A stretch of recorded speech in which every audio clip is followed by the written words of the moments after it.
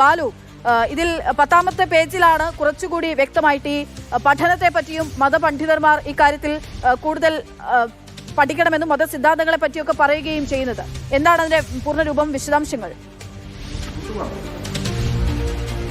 ഈ 17 പേജ് സത്യവാങ്മൂലത്തിൽ 2 പ്രധാനപ്പെട്ട ഖണ്ഡികകളാണ് ഉള്ളത്. അതിൽ ഏറ്റവും പ്രധാനപ്പെട്ടത് അക്ഷയ് സൂചിപ്പിച്ചതുപോലെ തന്നെ 10ാമത്തെ പേജിൽ 9ാമത്തെ പാരഗ്രാഫിന്റെ 5ാം ഉപഭാഗമായി സംസ്ഥാന സർക്കാർ സുപ്രീം കോടതിയിൽ അറിയിച്ചിരിക്കുന്നതാണ് ഏറ്റവും പ്രധാനപ്പെട്ട കാര്യം. അതായത് ഇത്തരം വിഷയങ്ങളിൽ തീരുമാനമെടുക്കേണ്ടത് സർക്കാരുകളോ കോടതികളോ അല്ല, മറിച്ച് മതത്തെക്കുറിച്ച് അറിയാവുന്ന, ഈ മതാചാരങ്ങളെ സംബന്ധിച്ച് അറിയാവുന്ന മതപണ്ഡിതന്മാർ ഉൾപ്പെടുന്ന വിദഗ്ധ സമിതി ആയിരിക്കണമെന്നാണ് സംസ്ഥാന സർക്കാർ ഇക്കാര്യത്തിൽ വ്യക്തമാക്കുന്നത്.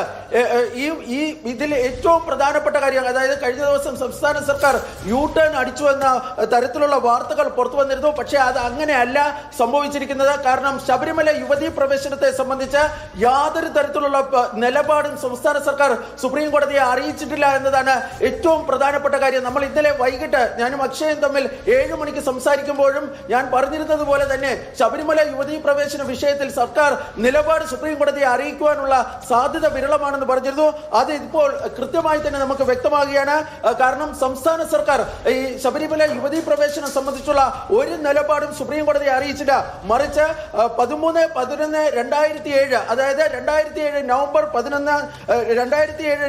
13 സുപ്രീം കോടതിയിൽ ഫയൽ ചെയ്തിരുന്ന സത്യവാങ്മൂലത്തിന്റെ പകർപ്പിലെ ചില കാര്യങ്ങളാണ് സംസ്ഥാനം ഇതിൽ ചൂണ്ടിക്കാണിച്ചിരിക്കുന്നത്. അതിൽ സംസ്ഥാനം പറഞ്ഞിരിക്കുന്ന ഭാഗം ഞാൻ കൃത്യമായി ഇവിടെ ഒന്നുകൂടി പറയാം. State of and on behalf of the state of Kerala, any judicial review to any religious practices followed for so many years connected with the belief and the values accepted by the people must be wide consultation, after wide consultation with and after soliciting views of eminent religious scholars and reputed social reformers of that religion. അതായത് ഏതെങ്കിലും തരത്തിലുള്ള മാറ്റം ഉണ്ടാക്കുകയാണെങ്കിൽ മതപണ്ഡിതന്മാർ, സാമൂഹിക പരിഷ്കർത്താക്കൾ, വിവിധ മേഖലയിലെ വിദഗ്ധർ ഇവർ ഉൾപ്പെടുന്ന കാര്യമായിരിക്കണം ഇക്കാര്യത്തിൽ അന്തിമ തീരുമാനം എടുക്കേണ്ടതെന്നാണ് സംസ്ഥാനം പറഞ്ഞിരിക്കുന്നത്.